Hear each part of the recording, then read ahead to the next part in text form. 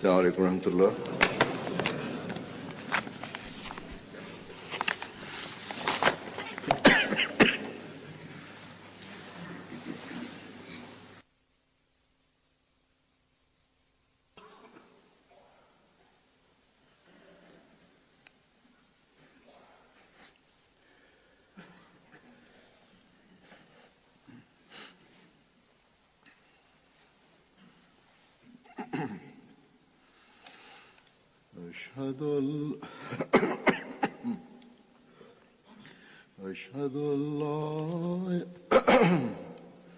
أشهد أن لا إله إلا الله وحده لا شريك له وأشهد أن محمدا عبده ورسوله أما بعد فأعوذ بالله من الشيطان الرجيم بسم الله الرحمن الرحيم الحمد لله رب العالمين الرحمن الرحيم مالك يوم الدين إياك نعبد وإياك نستعين اهدنا الصراط المستقيم صراط الذين أنعمت عليهم غير المغضوب عليهم ولا الضالين.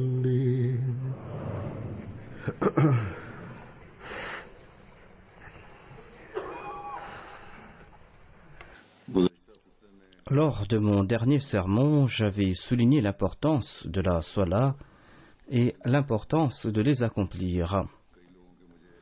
J'ai reçu des lettres personnelles de plusieurs personnes, des lettres dans lesquelles ces personnes m'ont fait part de leur embarras suite à leur paresse. De plusieurs endroits, j'ai reçu des lettres des administrations de la Jamaat et des organisations auxiliaires, des lettres dans lesquelles les responsables m'ont fait part qu'il y a eu de la paresse à cet égard et qu'ils seront vigilants à cet égard à l'avenir et qu'ils vont faire des programmes à cet effet et qu'Inch'Allah, ils tenteront de se débarrasser des lacunes à l'avenir. Qu'Allah leur accorde la possibilité d'agir de la sorte et qu'Allah fasse que nos mosquées soient remplies. Cependant, les responsables doivent aussi comprendre que pour qu'il y ait des résultats excellents pour toute œuvre, la constance est la condition sine qua non.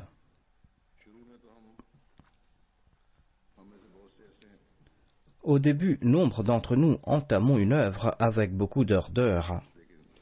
Mais après quelque temps, la paresse s'installe.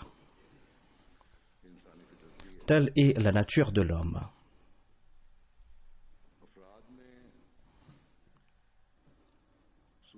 Le fait que les membres soient victimes de paresse ne comporte pas de conséquences néfastes, quoique cela est aussi inquiétant. Si par contre l'organisation fait preuve de paresse, eh bien la situation sera très dangereuse. Si l'organisation qui doit interpeller les membres est paresseuse, ou si cette organisation fait preuve d'indifférence à l'égard de sa mission, eh bien il sera difficile de réformer les membres. Quand la paresse s'installe naturellement, il devient très difficile dans ce cas d'effectuer la réforme. Ainsi donc, les organisations auxiliaires et l'organisation centrale de la Jamaat doivent être vigilants, en particulier concernant cette œuvre qui concerne le but même de notre création. Et ces organisations doivent dresser des plans et mettre en place des programmes afin qu'avec le passage du temps, au lieu que la paresse s'installe, l'on progresse quotidiennement.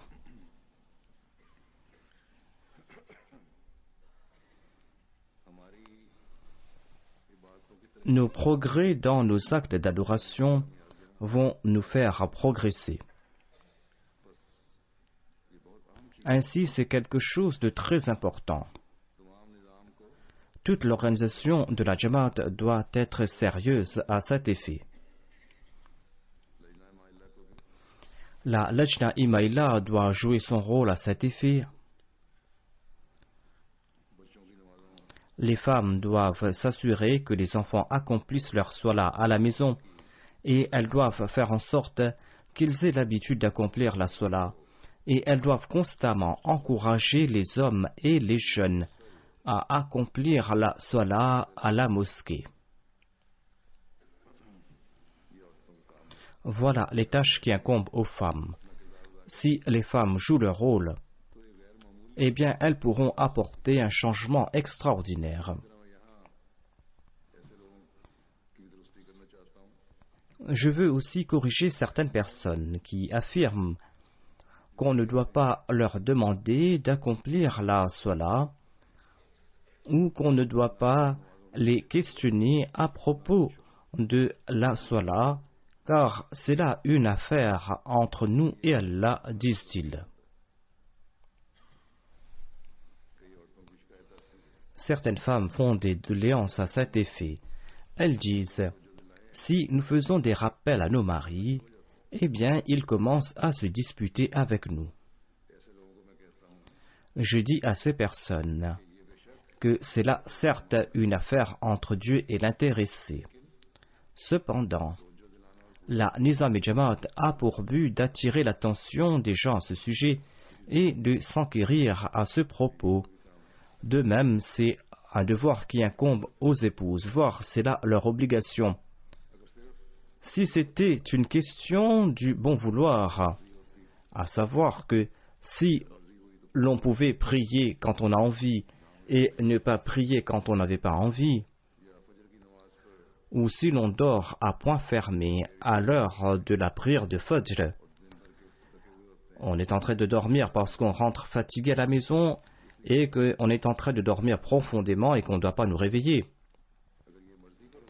S'il était donc une question de choix personnel, eh bien, le saint prophète Mohammed sallallahu alayhi wa sallam n'aurait pas enjoint au mari et à la femme que celui ou celle qui se lève en premier doit réveiller son compagnon. Et si l'autre ne se réveille pas, il faudra lui asperger le visage d'un peu d'eau. Dans certains endroits, le saint prophète Mohammed sallallahu alayhi wa sallam a émis des avertissements très sévères. Lors de mon dernier sermon, j'avais aussi cité certains hadiths à cet effet. Ainsi, il est tout à fait erroné de croire que nous sommes libres à propos de ces questions et que c'est une affaire entre nous et Dieu.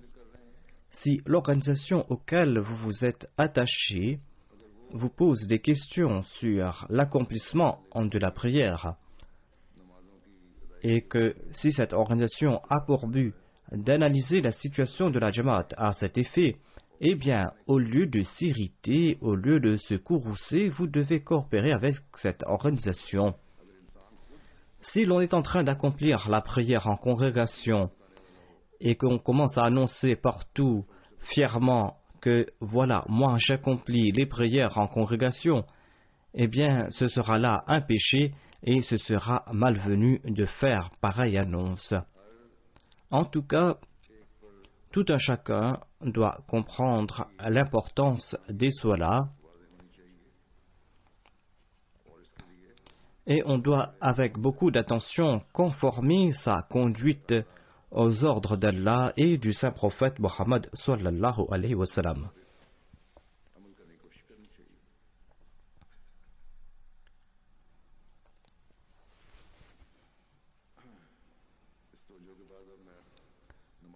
Après ce rappel, je présente certaines directives du Messie premier l'Islam, directives qui concernent la Salat, des directives qui concernent généralement des questions de jurisprudence, où cela concerne certains faits à propos desquels le Messie premier l'Islam a attiré l'attention de l'Ahmadi, des faits qu'il doit mettre en pratique. On pose généralement des questions à ce sujet, d'où l'importance de ce sujet.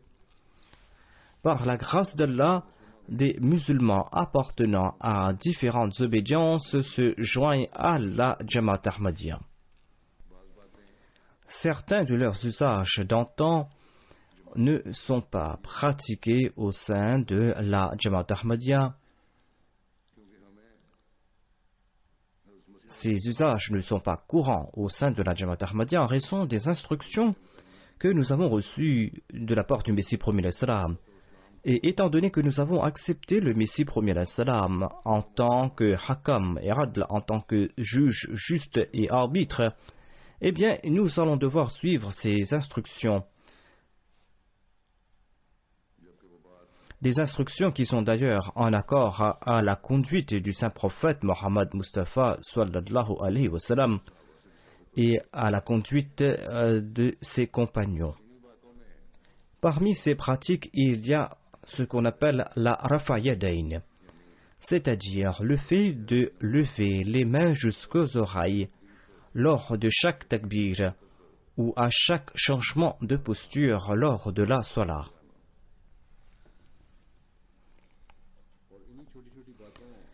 Ces petites divergences au sein de l'islam ont fait naître des scissions parmi des musulmans.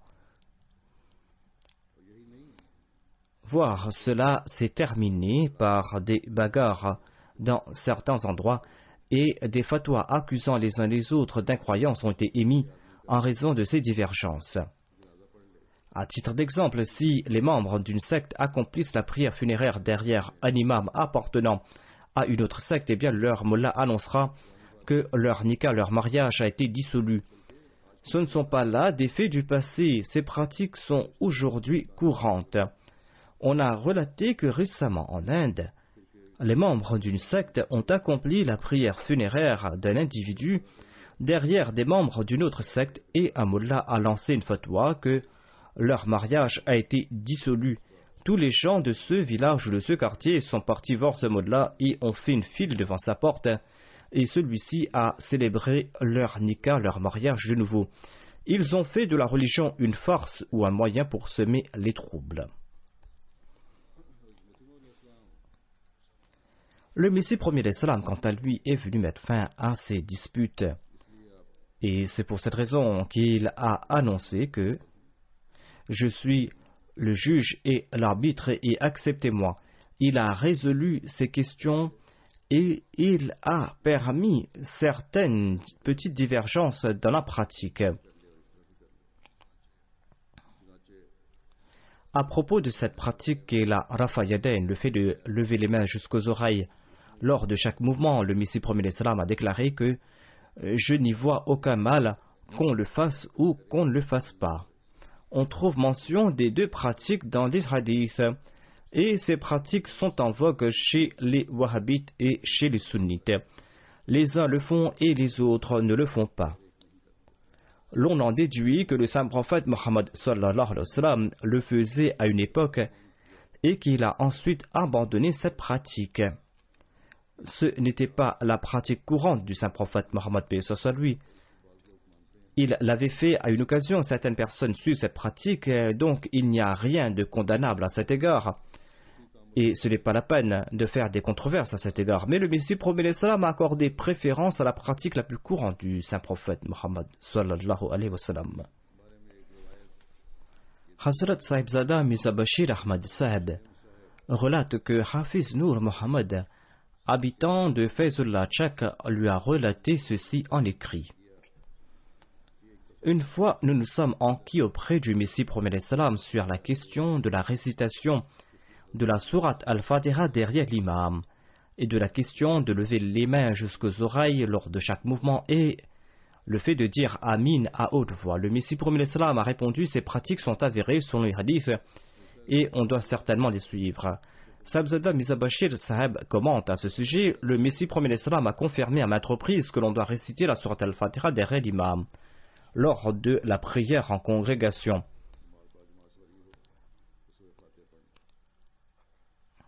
Or, dit-il, je ne crois pas que le Messie promet l'Islam a entériné la pratique de lever les mains jusqu'aux oreilles lors de chaque mouvement et de réciter Amin à haute voix.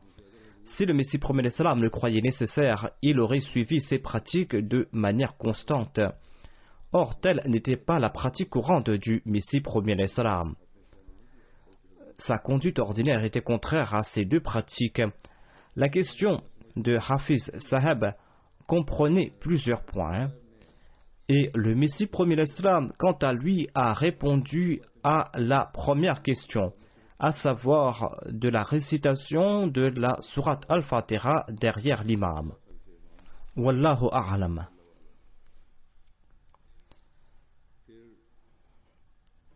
Ceci sera attesté par d'autres récits, à savoir que l'on doit réciter la sourate Al-Fatiha. Or, les deux autres pratiques ne sont pas attestées par le Messie promis à l'Islam.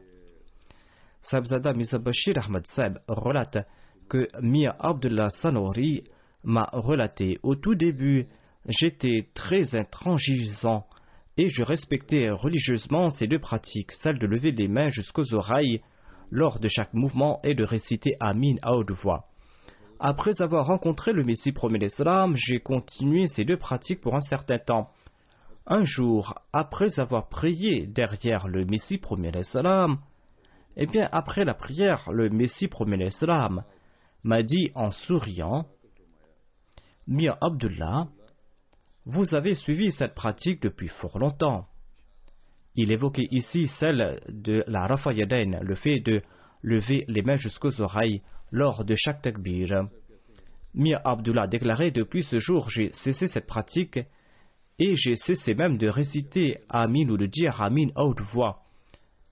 Mir Abdullah rapporte que je n'ai jamais vu le Messie promet l'Islam lever les mains jusqu'aux oreilles à chaque takbir ou réciter Amin à haute voix ou énoncer Bismillah à haute voix au début de la récitation d'une sourate. Mirza Bashir Ahmad Saheb relate: la pratique du saint prophète Mohammed paix soit lui concorde entièrement à ce qu'a dit Mir Abdullah. Or, depuis l'époque du Messie promis l'Islam jusqu'aujourd'hui, nous, les Ahmadis, nous ne critiquons personne qui suit ces deux pratiques. Nous ne critiquons personne qui adopte ces deux pratiques. Certains récitent Amin à haute voix et certains ne le font pas. Certains lèvent leurs mains jusqu'aux oreilles pour chaque mouvement lors de la Salah et la majorité ne le font pas. À présent, cette pratique a complètement disparu parmi nous les Ahmadis, hormis chez les tout nouveaux venus qui sont habitués à le faire et eux aussi abandonnent cette pratique peu à peu. Certains récitent Bismillah à haute voix au début des sourates lors de la Salah et la majorité ne le fait pas. Le Messie promet l'Islam disait que le saint prophète Mohammed sallallahu alayhi wa sallam suivait ces différentes pratiques. Or, le Messie promet l'Islam a adopté la pratique la plus courante du saint prophète Mohammed sallallahu alayhi wa sallam.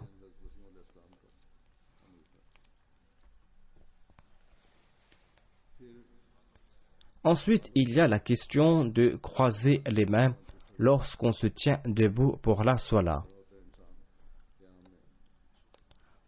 Où doit-on placer les mains? Où doit-on croiser les bras?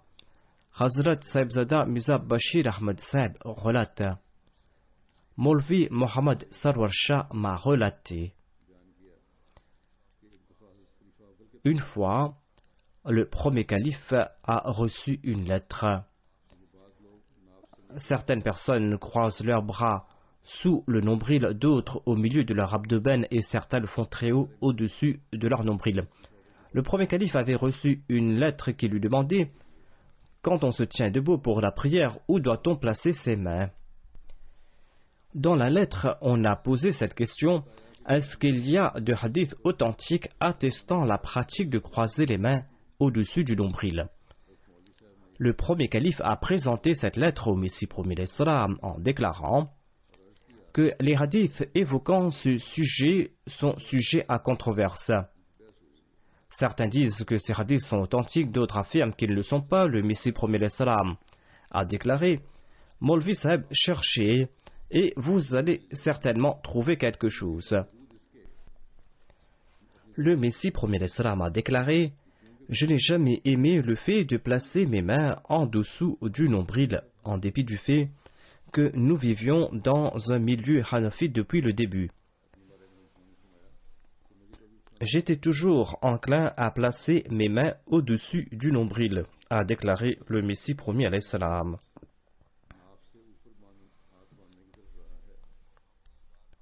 Et à maintes reprises, j'ai constaté, dit le Messie promis alayhi salam, à maintes reprises, j'ai constaté que je trouve un hadith qui correspond exactement à mon penchant.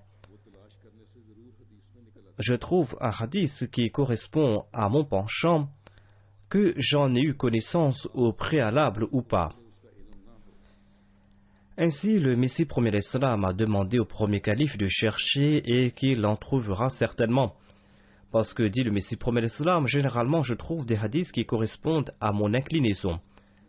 Maulvi Sarwar Shah relate que le premier calife est parti et il est revenu tout content après une demi-heure, un livre dans la main.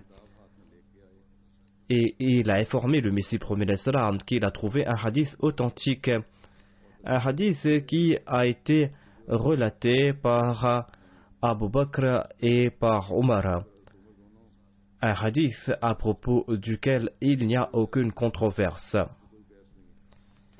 Le premier calife a ajouté que c'est en raison des bénédictions du Messie promis alayhi salam que j'ai trouvé ce hadith prouvant que la pratique la plus courante du saint prophète, paix soit sur lui, était de placer ses mains au-dessus du nombril.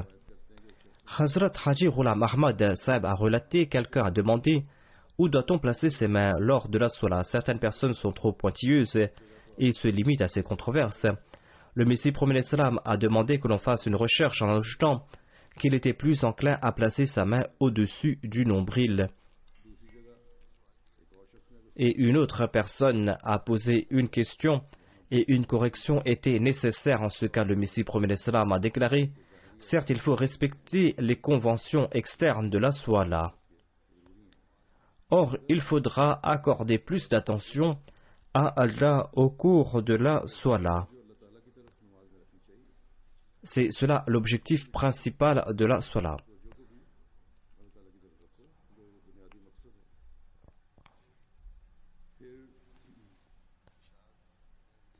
On a posé la question de l'index que l'on doit soulever ou dresser lors du tashahhud. Quelqu'un a demandé: pourquoi doit-on dresser l'index quand on récite la prière At-Tahiyyat? Le Messie promis alayhi salam a répondu: à l'époque de l'ignorance, avant l'avènement de l'islam, les gens dressaient l'index en forme d'insulte.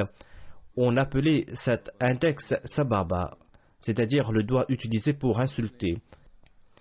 Dieu a réformé les Arabes et il les a débarrassés de cette habitude, en leur demandant de dresser l'index lorsqu'ils témoignent que Dieu est unique et sans partenaire, afin qu'on ne qualifie plus ce doigt de l'insulte, mais du doigt du témoignage.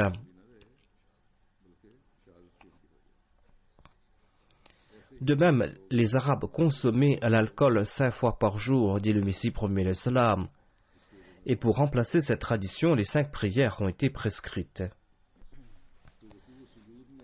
On a posé une question sur la récitation des prières coraniques lors du ruku, de la génuflexion et de la prosternation au cours de la Salat. Maulvi Abdul Qadir Saheb Ludhianoui a demandé: qu'en est-il de la récitation des prières coraniques lors du ruku et de la prosternation? Le Messie promis alayhi salam a répondu: la prosternation et la génuflexion sont des instants empreint d'humilité et la parole de Dieu exige grandeur. D'ailleurs, aucun hadith ne prouve que le saint prophète Mohammed, paix soit sur lui, récitait les prières coraniques lors de ses génuflexions ou de ses prosternations. Hazrat Sahibzada Mirza Bashir Ahmad Sahib déclare à ce sujet, il dit, Mir Khairuddin Sekwani m'a relaté ceci en écrit. Un jour, le Messie premier l'Islam a déclaré qu'il faut beaucoup prier lors de la Salah. Et il a déclaré que l'on doit prier dans sa propre langue. Mais il faut réciter aussi les prières prescrites par le saint prophète Mohammed lui, prières qu'il récitait à titre d'exemple lors de la génuflexion. Il faut réciter Subhana Rabbiyal Azim. Et lors de la prosternation, l'on doit réciter Subhana Rabbiyal A'la. On peut après ces supplications prier dans sa propre langue. D'ailleurs, il ne faut pas réciter les prières du Saint-Coran lors de la génuflexion ou de la prosternation, car le Saint-Coran est la parole pure d'Allah, et la parole d'Allah jouit d'un éminent statut. La génuflexion et la prosternation sont des états empreints d'humilité, d'où la raison de respecter la parole divine. Quelqu'un a demandé au deuxième calife, pourquoi est-il interdit de réciter les prières coraniques lors de la prosternation quand c'est là une position d'extrême humilité? Il faudra y réciter les prières coraniques afin que ces prières soient exaucées. Le deuxième calife a répondu, je croyais aussi qu'il était permis de réciter les prières coraniques lors de la prosternation. Or, par la suite, je suis tombé sur une référence du Messie premier l'Islam, dans lequel il avait interdit la pratique de réciter les prières coraniques lors de la prosternation. L'on trouve aussi un hadith à cet effet dans le recueil de hadith Musnad Ahmad bin Hanbal. Or, même si je n'avais pas trouvé ces références contredisant ma croyance, j'aurais rejeté l'argument qu'il est permis de réciter les prières coraniques lors de la prosternation, étant donné que c'est une posture empreinte d'une grande humilité.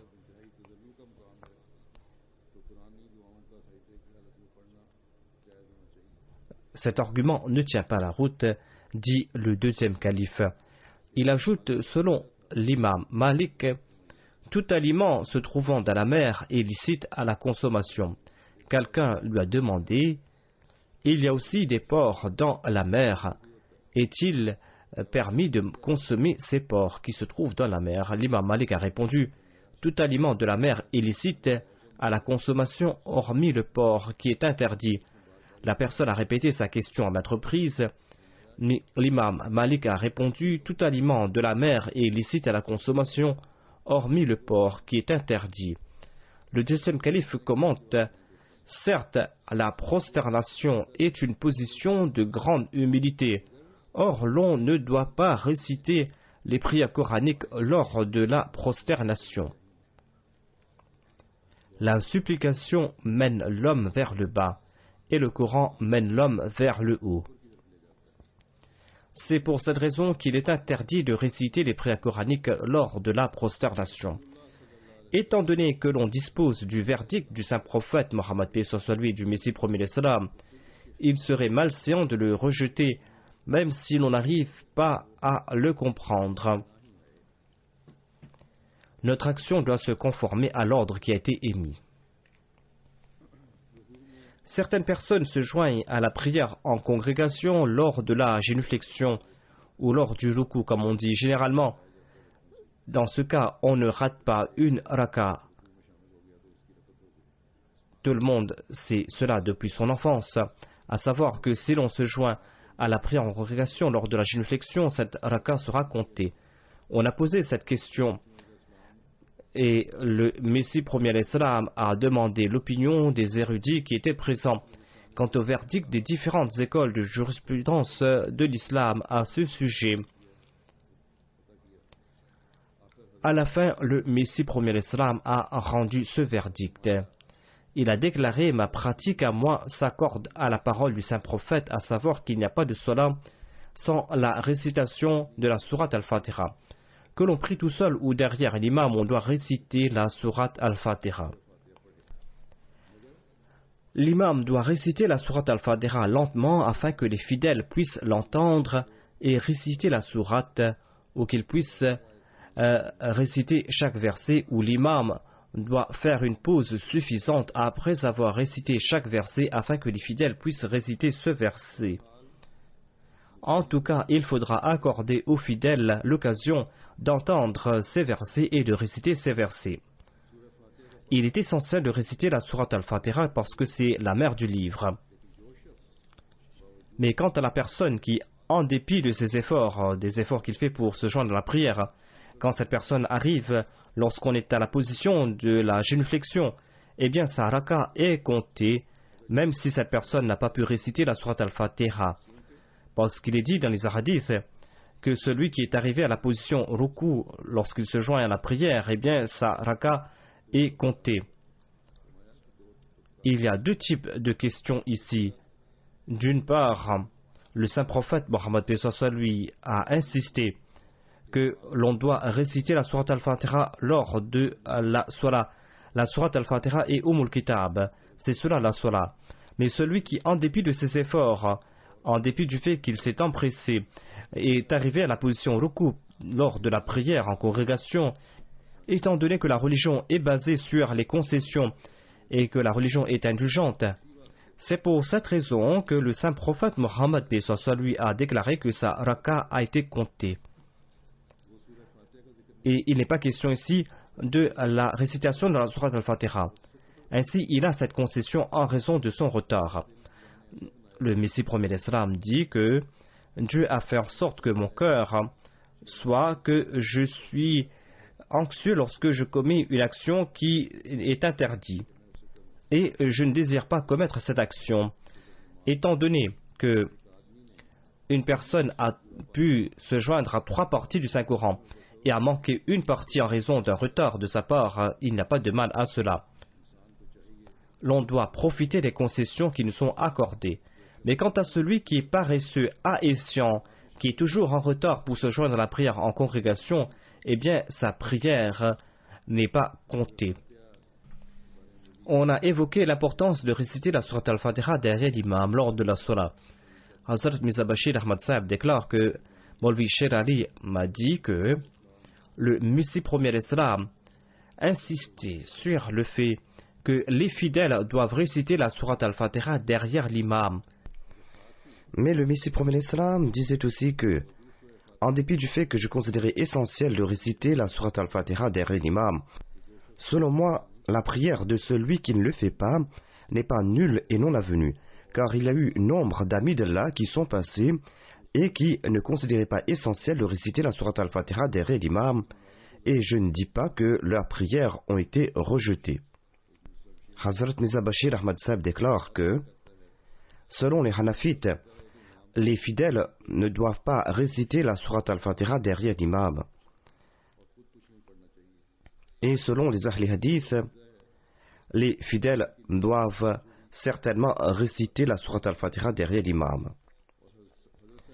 Et le Messie premier d'Islam soutenait les Ahli Hadith à cet égard. Mais il ne disait pas comme les Ahli Hadith que celui qui ne récite pas la sourate al-Fatiha derrière l'imam, eh bien sa prière sera rejetée. Suite à la question de Munshi Rustam Ali Sahib, le Messie premier d'Islam lui a écrit que l'on peut accomplir la prière sans réciter la sourate al-Fatiha derrière l'imam, mais il est préférable de réciter la sourate al-Fatiha. Si un imam récite rapidement, eh bien, on doit tenter de réciter 1 ou 2 versets. Si l'imam est en train de réciter rapidement, eh bien, les fidèles derrière lui doivent tenter de réciter 1 ou 2 versets dans la mesure du possible. Mais il ne faut pas qu'ils récitent ces versets à haute voix, parce que s'ils vont réciter ces versets à haute voix, ils ne vont pas entendre l'imam. Si cela est impossible, eh bien, cela ne fait rien, ils ne pourront rien faire. En tout cas, vous devez écouter la récitation des versets de l'imam. Votre salat sera exaucée, mais ce ne sera pas une salat de qualité supérieure. Hazrat Mirza Bashir Ahmad Sahib déclare que Mia Khairuddin Sahib a demandé un éclaircissement au sujet de la récitation de la Surat al-Fatiha derrière l'imam. Il avait posé cette question au Messie premier l'Islam, le fait de répéter les versets de la Surat al-Fatiha derrière l'imam. Il répondit que la récitation de la Surat al-Fatiha derrière l'imam est préférable. J'ai donc demandé si on ne le fait pas, est-ce que notre prière sera acceptée ou pas. Il a répondu que la Salat sera acceptée, mais il est préférable de réciter la Surat al-Fatiha derrière l'imam. Il a aussi déclaré que si la prière sans la Surat al-Fatiha derrière l'imam était exaucée, eh bien parmi les Hanafites, il y a eu des gens très pieux. Comment est-ce qu'ils ont atteint ce statut alors qu'ils ne récitaient pas la Surat al-Fatiha derrière l'imam? On peut accomplir la Salat des deux manières, il n'est question que de la supériorité de l'une des deux pratiques. De même, il est préférable de dire Amin à voix basse au lieu de le faire à voix haute. Pir Sirajul Haq Sahib rapporte que Maulvi Abdul Karim Sahib m'a dit qu'un jour, il conseillait quelqu'un qui était de Salkot ou de ses alentours de répéter la Surat al-Fatiha derrière l'imam. Et il lui avait présenté tous les arguments nécessaires, mais cet homme ne l'avait pas écouté. Et il ne récitait pas la Surat al-Fatiha derrière l'imam, et il priait derrière nous. Une fois, cette personne s'est présentée à Qadian au Messie premier l'Islam, et nous avons commencé à discuter à ce sujet, et le Messie premier l'Islam a déclaré « Il faut réciter la Surat al-Fatiha derrière l'imam ». Et le Messie premier l'Islam n'a pas présenté aucune preuve du Saint-Coran ou des hadiths. En entendant cette parole du Messie premier l'Islam, cet homme a commencé à réciter la Surat al-Fatiha derrière l'imam. Et il n'a pas présenté d'argument.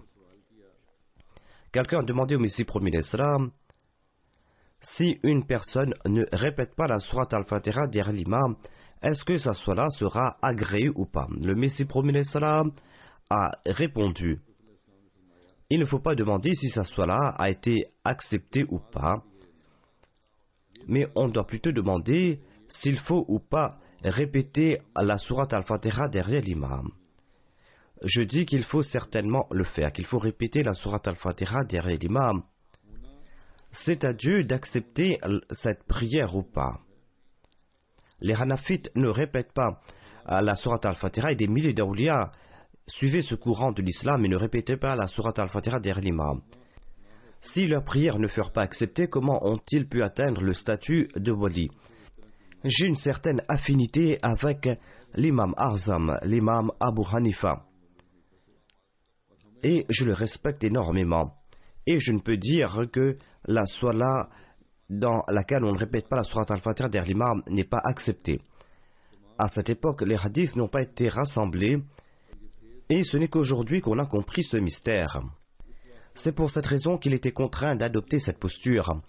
Mais ce mystère a été résolu à présent. À présent, celui qui ne le fait pas, eh bien, sa prière ne sera peut-être pas acceptée.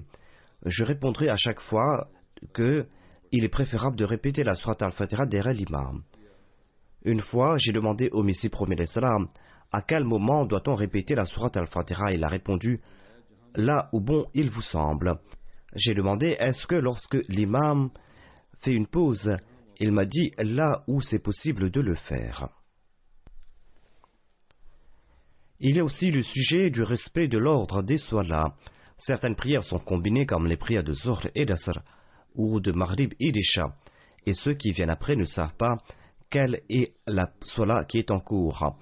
Le deuxième calife a déclaré j'ai entendu moi-même du Messie premier l'Islam que si l'imam est en train de diriger la prière d'Asr et qu'une personne entre dans la mosquée qui n'a pas encore accompli la prière de Zuhr, ou si l'imam est en train de diriger la prière d'Isha et qu'une personne entre dans la mosquée et qu'elle n'a pas encore accompli la prière de Maghrib, eh bien cette personne doit compléter sa prière de Zuhr séparément et ensuite se joindre à l'imam ou accomplir la prière de Maghrib séparément avant de se joindre à l'imam. Lorsqu'il y a une combinaison des deux prières, si une personne vient en retard lorsque la prière a commencé, eh bien, le Messie premier l'Islam a déclaré que si il sait que l'imam est en train de diriger la prière d'Asr, alors cette personne doit compléter la prière de Zuhr séparément avant de se joindre à l'imam. De même, s'il sait que l'imam est en train de diriger la prière d'Isha, alors il doit compléter sa prière de Maghrib séparément, ensuite se joindre à l'imam. Mais s'il ne sait pas quelle est la Salah qui est en cours, eh bien, il n'a qu'à se joindre à la Jamaat, il doit se joindre à l'imam. Dans ce cas, la Salah qu'il accomplira sera celle de l'imam. Ensuite, il n'a qu'à compléter sa prière. Par exemple, si c'est la prière d'Isha, et que cette personne entre en retard, et que cette personne n'a pas encore accompli la prière de Maghrib, eh bien, s'il sait que c'est la prière d'Isha, eh bien, il doit compléter la prière de Maghrib, ensuite se joindre à l'imam. Mais s'il ne sait pas quelle est cette prière, eh bien, il n'a qu'à se joindre à l'imam, et dès qu'il a fini sa prière d'Isha, il va devoir accomplir sa prière de Maghrib. Et il en est de même dans le cas de la prière d'Asr. Une personne a commenté qu'aucune prière n'est permise après la prière de Asr. Si par ignorance cette personne se joint à l'imam pour la prière de Asr, comment est-ce qu'elle va pouvoir accomplir la prière de Zuhr? Le Messie prophète a dit, c'est vrai que, selon la règle, aucune salat est permise après la prière d'Asr, mais cela ne signifie pas qu'en raison d'une situation exceptionnelle et que l'on n'a pas accompli la prière de Zuhr, cela ne veut pas dire qu'on ne pourra pas le faire après la prière d'Asr. Dans ce cas, il est permis d'accomplir la prière de Zuhr après la prière de Asr. Si on est au courant, eh bien la prière de Zuhr n'est pas permise après la prière d'Asr. Si on n'est pas au courant de cela, eh bien la prière de Zuhr est permise après la prière d'Asr. Le deuxième calife déclare, j'ai moi-même entendu cela à 2 reprises du Messie promis à l'Islam. Je me rappelle que lorsque on a posé cette question de nouveau au Messie promis à l'Islam, il a déclaré, j'ai déjà éclairci ce sujet, à savoir le respect de l'ordre des salas est très important, mais si quelqu'un ignore quelle est la salat que l'imam est en train de diriger, si c'est la prière d'Asr ou d'Isha, eh bien, il doit se joindre à l'imam. Sa salat sera celle que l'imam est en train d'accomplir. Par la suite, il va devoir accomplir la prière qu'il avait ratée. Le Messie promis l'Islam avait l'habitude d'accomplir les prières sunnat à la maison, celles d'avant et celles d'après les prières obligatoires. Cheikh Yacoub Alisab Irfani déclare, depuis le début, le Messie promet l'Islam avait l'habitude d'accomplir les prières sunnah et nawafil chez lui à la maison, et il accomplissait les prières obligatoires en congrégation à la mosquée. Et cette habitude a continué jusqu'à la fin de sa vie. Mais quelquefois, lorsqu'il voyait qu'il y avait des fidèles qui se sont joints à l'imam après, et que ces fidèles n'avaient pas encore terminé la prière, et qu'il n'avait pas de place pour sortir, eh bien il accomplissait ses sunnahs à la mosquée. Ou lorsqu'il devait rester à la mosquée après la salat, eh bien, il accomplissait ses sunnahs à la mosquée.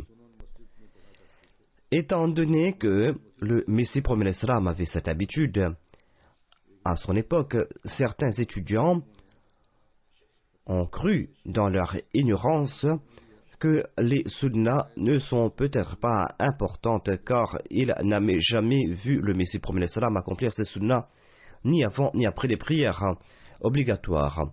À ce sujet, le premier calife a mentionné lors d'un de ses commentaires sur le Saint-Coran que le Messie promet l'Islam avait pour habitude de rentrer chez lui tout juste après les prières obligatoires. Et je le fais régulièrement moi-même. En voyant cela, certains enfants ont pris l'habitude de sortir de la mosquée tout de suite après les prières obligatoires. Et je pense que de ce fait, ils sont privés des prières sunnah. Il en est de même aujourd'hui aussi. Ces jeunes doivent comprendre que la première chose que faisait le Messie promet l'Islam en rentrant chez lui, c'était d'accomplir ses sunnahs. Et je le fais également. Le premier calife a demandé, y a-t-il quelqu'un de l'assistance qui peut attester de cette pratique du Messie promet l'Islam, à savoir que la première chose qu'il accomplissait en rentrant, c'était d'accomplir ses sunnahs. Son fils, Hazrat Mirza Bashiruddin Mahmoud Ahmad, qui participait à ces classes, a déclaré, sans doute le Messie promet l'Islam avait l'habitude de faire ses sunnahs avant de partir de chez lui.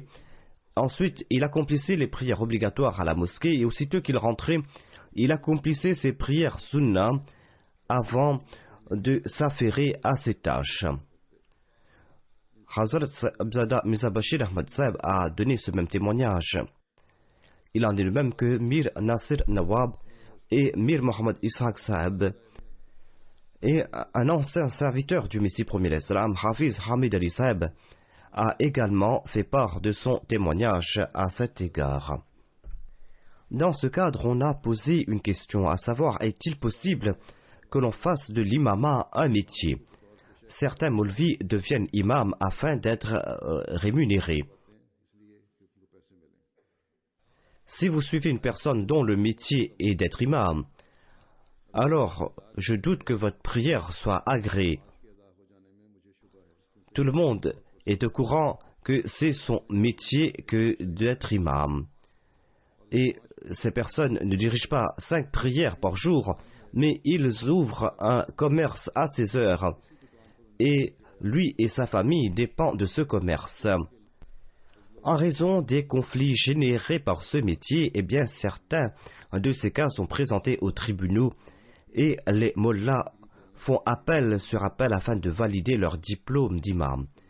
Ce n'est pas de l'imama, mais c'est une manière illégale et non appréciée de gagner sa vie.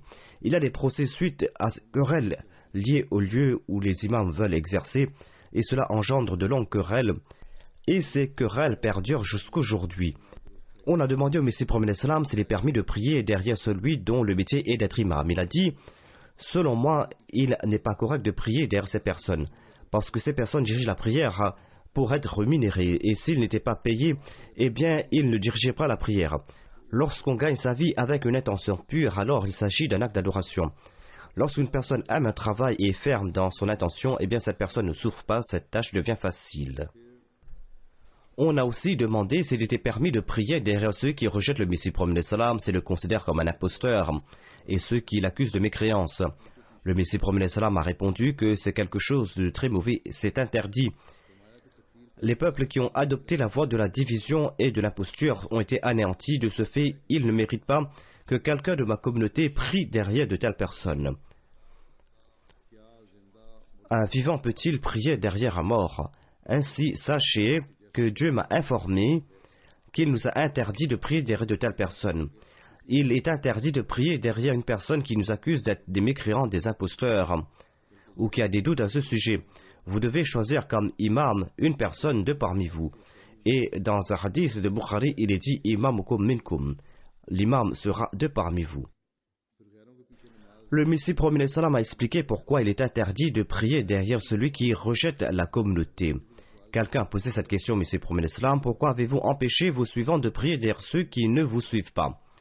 Le Messie premier l'Islam a répondu, ceux qui ont rejeté de manière précipitée et avec de mauvaises intentions cette communauté qui a été initiée par Dieu et qui ne se sont pas souciés des signes qui sont apparus et qui ne se sont pas souciés des malheurs qui ont frappé l'islam, eh bien ces personnes n'ont pas fait preuve de taqwa, de piété. Allah déclare dans sa parole pure, Innama yataqabbalu Allahu minal muttaqin, à savoir qu'Allah accepte les prières des muttaqis. C'est pour cette raison qu'il a été enjoint de ne pas prier derrière des personnes dont les prières n'atteignent pas le niveau requis pour qu'elles soient acceptées. 2 personnes ont fait la bayra et l'une des 2 personnes a demandé s'il était légitime ou non de prier derrière un non-ahmadi. Le Messie premier l'Islam a dit que ces personnes nous considèrent comme des mécréants et comme nous ne le sommes pas, eh bien cette mécréance retourne contre eux. C'est pour cette raison qu'il est interdit de prier derrière de telles personnes. Il y a aussi ceux qui sont silencieux, qui ne disent rien. Le Messie premier l'Islam dit à leur sujet que, quant à celui qui est silencieux et qui ne dit rien, il fait également partie d'eux. Il ne faut pas prier derrière eux, car ils ont cette opposition dans leur cœur, et c'est pour cette raison qu'ils ne se mêlent pas à nous. Ils ont cette hostilité à notre égard, et c'est pour cette raison qu'ils ne se joignent pas à nous. Ils ne disent rien, mais ils ont des doutes et une opposition de leur cœur, et c'est pour cette raison qu'il n'est pas permis de prier derrière de telles personnes. En évoquant ce sujet davantage, le Messie premier l'Islam déclare, faites preuve de patience et ne priez pas derrière ces personnes qui n'appartiennent pas à votre communauté, cela est mieux, c'est là est la piété. C'est en cela que trouve votre aide et votre triomphe. C'est cela qui va faire progresser la communauté. En ce monde, les personnes qui se sont fâchées pour des raisons mondaines ne se voient pas pendant plusieurs jours. Vous, vous êtes fâchés pour la cause de Dieu. Donc, si vous allez vous mêler à ces personnes, si vous allez les côtoyer, eh bien, Dieu ne va pas vous accorder cette distinction. Lorsque la Jamaat pure sera séparée, c'est là qu'elle va progresser. Qu'Allah nous permette d'être un membre sincère de cette communauté pure, tout comme le souhaitait le Messie promis d'Islam. Je souhaite à la fin vous demander de prier pour les Ahmadis de l'Algérie. C'est une toute nouvelle Jamaat et la plupart de ses membres sont des nouveaux Ahmadis, mais ils sont fermes dans leur foi. Ces jours-ci, l'État a durci le ton à leur égard. On leur a intenté des procès sans aucune raison. Certains ont été emprisonnés. On les accuse, qu'Allah nous en protège, d'être semblables aux gens de Daesh. Alors qu'aujourd'hui, dans n'importe quel pays, les membres de la communauté Ahmadiyya sont les habitants les plus pacifiques et ce sont les citoyens les plus respectueux des lois en vigueur. Mais comme ils cherchaient des chefs d'accusation, c'est pour cette raison qu'ils ont tenté de faire ce parallèle entre Daesh et la communauté. Dans certains endroits, la police est même entrée dans les maisons et a essayé de dévoiler les femmes. On a demandé à une femme de retirer son voile.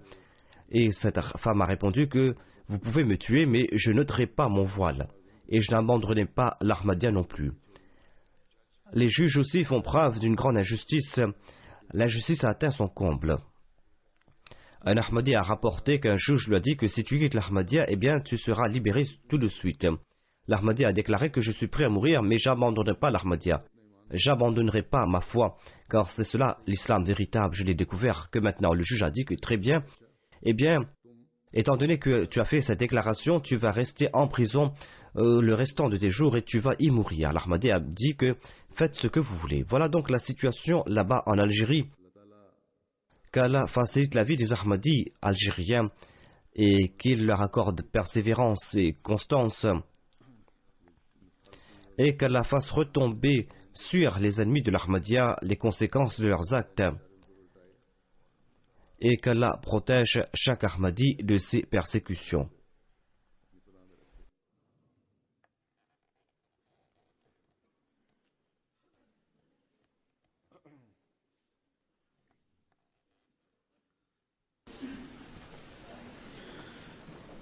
Alhamdulillah, alhamdulillah, nahmaduhu wa nasta'inuhu wa nastaghfiruhu wa nu'minu bihi wa natawakkalu alayhi wa na'udhu billahi min shururi anfusina